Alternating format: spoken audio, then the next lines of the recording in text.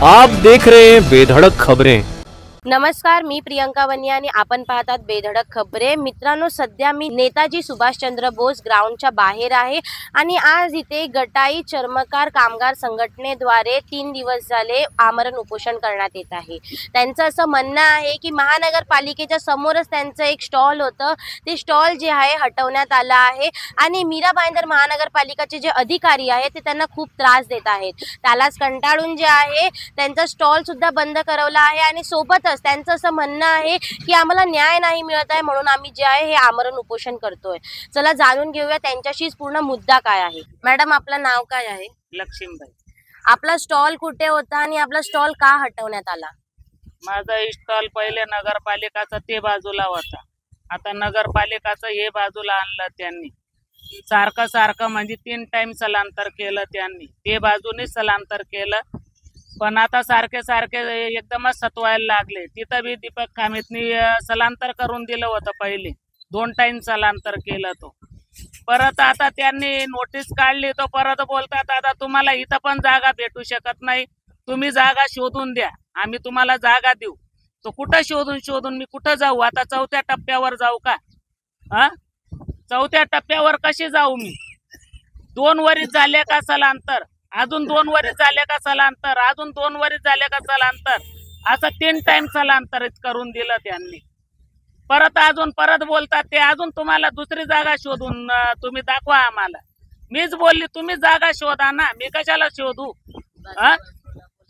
आणि आता जे आहे 3 दिवस झाले तुम्ही आमरण उपोषण करताय, तुमच्या मागण्या काय आहेत नगरपालिकेकडून? मागण्या माझं हेच आहे, तिथंच मला दुकान हवे जिथं माझी पहिली जागा होती। तुम्हाला स्थलांतरच पाहिल ना, जिथं माझी जागा खाली आहे पहिली जागा, ती जागा मला पाहिल। तुम्ही लिखी पत्र द्या, तेव्हाच मी इथून हटणार, नाही तो हटणार नाही इथून। तुम्ही 3 दिवस झाले उपोषण करताय, तुम्हाला आयुक्त किंवा कोणी नगरपालिकेचे अधिकारी येऊन भेटून गेले? नाही, कोणी येऊन भेटून नाही गेले। त्यांचे पीए होते, ते आलेले नोटीस घेऊन, तो त्यांनी बोललेले का तुम्ही हे नका करा, तुम्ही खावा पिवा, पण आम्हाला खायचंच नाही। ते बोलले तुम्हाला न्याय भेटणार, तुम्ही हे घ्या आणि तुम्ही मीटिंगला या। 30 तारखेला त्यांनी एकदमच पुढं वाढवली। तुमच्याकडे स्टॉलचे तुमच्या सगळे पेपर आहेत? आहे, टॅक्स पावती आहे, आमचं मालकचं ते हे आहे, लायसन परवाना सर्व आहे माझ्याकडं, लाईट बिल आहे। जर नगरपालिकेने जर तुम्हाला स्टॉल दिला नाही तर तुमचं पुढचं पाऊल काय असेल? उपोषणच राहणार, इथं मेली बी तरी चालत, आणि त्याची बस ते कामित साहेब, इथं जीव बी गेला तरी चालेल माझं। एक टाइम नाही, दर वर्षाला असंच करू राहिले ते। एवढं गट्टा जमा झालंय माझ्याकडं, हमेशा ती नोटीस वैतागली, मी पागल करून टाकलंय त्यांनी। याचे पाय पडत जाते मी, त्याचा हात जोडत जाते, किती दिवस करणार? मला बी पोट पाणीचा धंदा आहे का नाही? घरात कोणी आहे नाही माझं, मी कमावणार तो खाणार, नाही कमावलं तर काय खाणार मी? माती खाऊ का? माती खाणार मी? माझं पुरा परिवार आहे खाणारे। एक दुकानवर त्यांनी दुकानच घेऊन घेतले, तर मी कशी पोट भरू? पोट कशी भरणार मी? मॅडम, आपलं नाव काय आणि गेले 3 दिवस झाले आपण इथे उपोषणावर बसले आहात, काय सांगाल? जय भीम, जय रोहिदास। आम्ही समाज कर्मचारी आहोत, आम्ही तेच म्हणता, आम्हाला आज 3 दिवस इथं झाले। तर माझं नाव आहे कल्पना पांडुरंग मेंदळे, ही ज्याची स्टॉल आहे ते माझे आई बाबा तर माझे गेले, आई आहे, आईसाठी मी पण इथं उपोषणला बसलीये।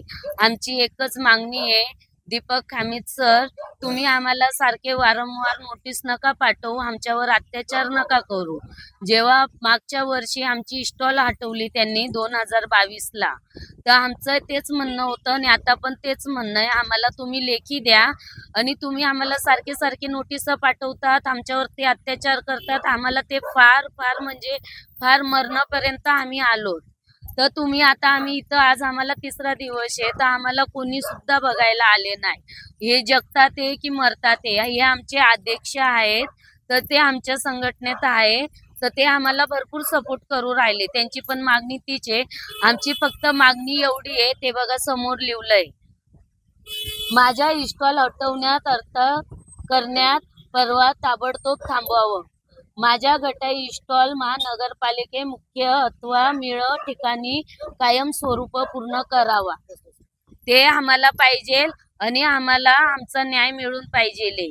आतापर्यंत महानगरपालिकेचे आयुक्त किंवा कोणतेही अधिकारी तुम्हाला भेटायला आलेत का? नाही, ते तर कोणी आले नाही. आम्ही स्वतः गेले होते, आयुक्त साहेबांकडे पण गेले. आम्ही आयुक्त साहेबांना पण बोललो, तर आयुक्त साहेब आम्हाला म्हणतात हे आमचं काम नाही, आम्हाला वरतून ऑर्डर आली आहे, तर आम्ही काही करू शकत नाही. तुम्ही जागा बघा, आम्ही आमचे माणसं पाठवतो. एक वेळा झालं, 2 वेळा झालं, आम्ही गेले, त्यांची पण वाट बघायला लागले आम्ही, पण ते डायरेक्ट आम्हाला नको बोलले. मग आम्ही आपले दीपक खामित सरांकडे गेले. दीपक खामित सर पण नको बोलले, आमच्यावर हसतात हे लोक, तर आम्ही काय करावं. त्याच्यानंतर मुगदे साहेब आहे, त्यांनी आम्हाला लाचच्या मीटिंगला बोलवलं. तर मुगदे साहेब बोलले तुम्ही असं तसं करा. आम्ही बोलले सर आमच्याशी होणार नाही. आम्हाला एक अशी जागा दाखवली त्यांनी नगरपालिकेच्या गेटच्या बाजूलाची, तिथं सर्व बिल्डिंगचे मीटर आहे, तिथं आम्हाला बसायला होणार नाही, आमचा धंदा तिथं चालणार नाही. आम्ही 100-150 रुपये कमवतो, तर आई आणि मीच बसते स्टॉलावरती, आई आणि मीच बसते. तिथं पेपरवाला आहे, त्याच्या बाजूला चष्मावाला आहे. आम्हाला कोणाच्या पोटावर लात मारायची नाही आणि आपलं पोट भरायचं नाही, हीच आमची नम्र विनंती आहे. दीपक खामित सर आणि आपले धोंडे साहेबांनी आम्हाला बोलले तुमची स्टॉल इथनं उठणार नाही. दीपक खामित साहेब सुद्धा बोलले जोपर्यंत नगरपालिका राहणार तोपर्यंत तुमची स्टॉल राहणार, तुम्हाला इकडनं कोणीच उठवणार नाही. जय भीम, जय रोहिदास. सर काय सांगाल, 3 दिवस झाले तुम्ही त्या आमरण उपोषणावर बसलेले आहात, काय आहे पूर्ण मुद्दा? मुद्दा असा आहे, मी गटाई चर्मकार संघटनेचा मीरा भाईंदर शहर अध्यक्ष आहे. माझं नाव अमृत डोंगरे आहे. मीरा भाईंदर मुख्यालयासमोर एक विधवा महिलाचा गटाई स्टॉल आहे. त्यांच्याकडे रितशीर तिथले कागदपत्र आहे, ते लाईट बिल पासून तर त्यांचा तिथला टॅक्स पगार निवास म्हणून भरताय, तिच्या नावाचा परवाना आहे. पण वारंवार त्या महिलाला 3 ते 4 वेळेस आपले मीरा भाईंदर महानगरपालिकेचे दीपक खामित साहेब आहे, यांनी वारंवार सलंतर कधी 7 दिवसात उचला आणि इथे हा अडथळा आहे, इथे तो अडथळा आहे. काही अडथळा नसताना तिला नाही एक विधवा महिलाला त्रास दिला गेला. त्याबाबत त्या महिलाचं सुभाषचंद्र गार्डनजवळ आज आम्ही 3 दिवसापासून अमरोनी उपोषणाला बसलेलो आहे. आमच्या गटाई कामगार संघटनामार्फत आम्ही तिला समर्थन दिलेलं आहे. मी स्वतः या उपोषणामध्ये सहभाग झालेला आहे. तर हा त्यांचा छळ खामित साहेबांचा असो, मीरा भाईंदर महानगरपालिकेचा असो, एका विधवा महिलाला काय जगण्याचा अधिकार नाही आहे का?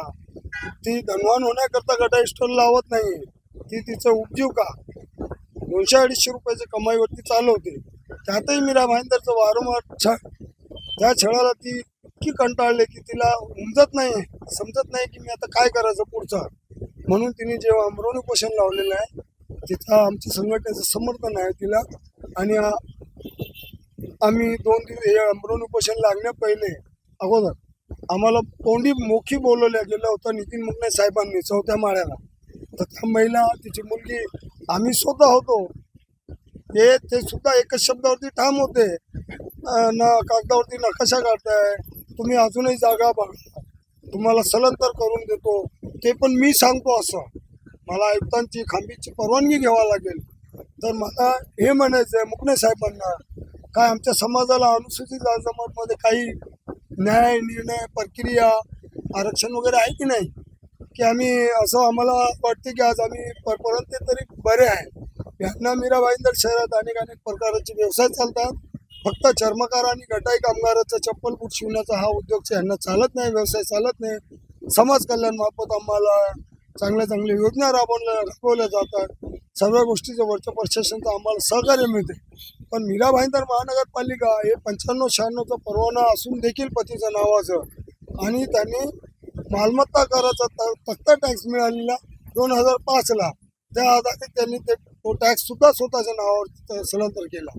तर आम्हाला काल नगरपालिकेचे अधिकारी लिपिक आले होते, योगेश घरात आणि एक रॉबिन म्हणून आहे, त्यांनी आम्हाला पत्र दिलं.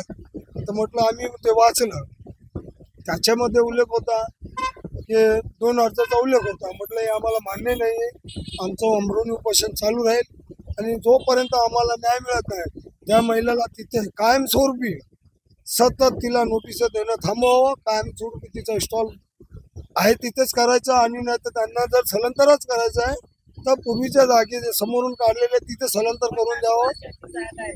तिचे 50 वर्षाचा तो स्टॉल आहे आणि तिला 1 वर्षाचा मालमत्ता देऊन अतितत्काळ जोपर्यंत आम्हाला मीरा भाईंदर महानगरपालिकेचे आयुक्त कोणी भेटायला आलेले नाही, त्यांना परवाना मालमत्ता इथेच येऊन दिला तरच आम्ही हा आंदोलन उपोषण सोडू. इतकंच बोलून मी 2 शब्द आपले मांडतो आपल्या चॅनलकडे.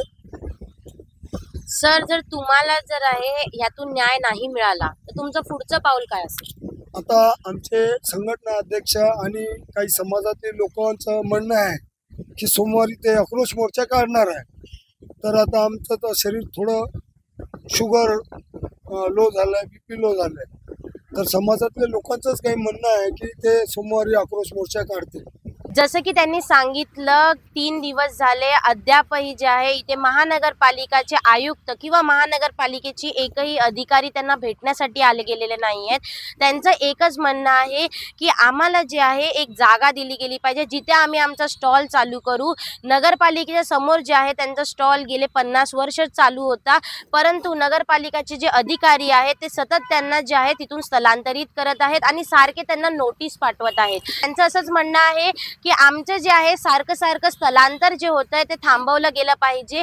आम्हाला एक कायमस्वरूपी जागा दिली गेली पाहिजे, त्या आम्ही जे आहे आमचा रोजगार सुरू करू, आमचा उदरनिर्वाहाचा जो प्रश्न आहे तो सोडवू शकू. आता बघण्यासारखी गोष्ट ही असेल काय यांचा स्टॉल भेटेल की असेच जे आहे पुढे जे आहे ते असंच आमरण उपोषण करत राहतील. अशाच नवनवीन खबरा पाहण्यासाठी पाहत राहा बेधडक खबरे. मी प्रियंका बनिया, कॅमेरा पर्सन रफिक खान सोबत.